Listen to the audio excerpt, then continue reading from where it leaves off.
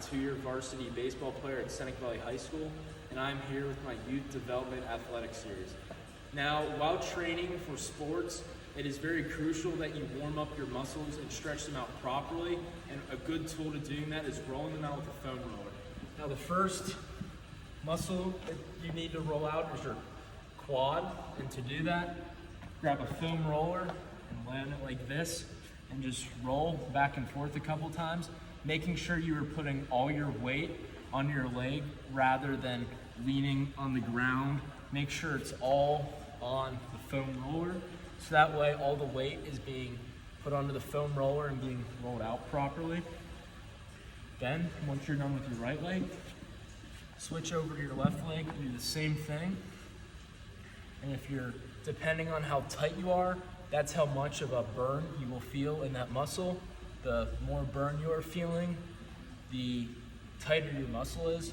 So if you're feeling very tight and feeling a burn, that means you need to roll out these muscles more frequently. Next, I have a lacrosse ball, which we will be using to stretch out and open up our rotator cuff and the front of our shoulder.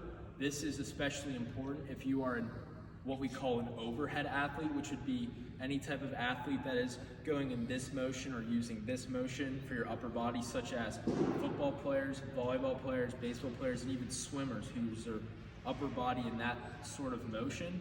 It's also good, let's say if you're no longer playing sports or don't play sports and you're just about to hit an upper body lift, it is very important that you're stretching out this muscle too if you're bench pressing per se, so you don't tear anything or pull anything in this area of your upper body. So what we'll do is we'll put the lacrosse ball between the outer part of the chest and this squat rack. You can also do this on a wall or any other upright surface and just roll it around on your chest like this. Once again, the more burn you are feeling, the tighter that muscle is, which means you should give it more attention while stretching or rolling it out. After you are done rolling out your lower body and upper body, before heading into a dynamic warm-up, 3 good static stretches you should do are skater stretch, couch stretch, and then rolling out your hamstring with a softball.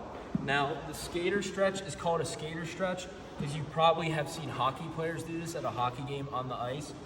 You tuck your right, whatever leg you are stretching out, you tuck it under your body, make sure your other leg is straight, and lean over, and you should feel a stretch and right below your butt, and just try to go as far forward as you can on the ground to really stretch that muscle out.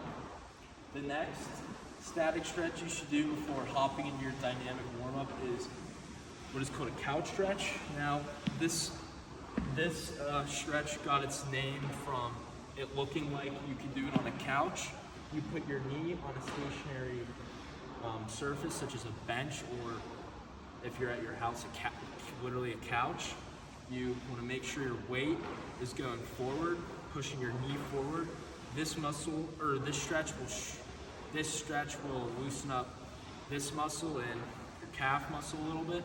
Just make sure all your weight is being pushed forward and driving it down through the ground, and hold it for a few seconds. The third static stretch, it's not really a static stretch, it is just like we rolled out earlier, same concept, but what you will do is take a softball, or if you're lucky enough to have a roller ball, a little blue roller ball, but you can do this with a softball or any ball, honestly, and just put it on your glute muscle and hamstring. Just roll around on it. Just like rolling out our legs earlier, the more burn you have is me telling you that that muscle is really tight and you need to roll it out or stretch it more. So just set it under yourself and just roll it around.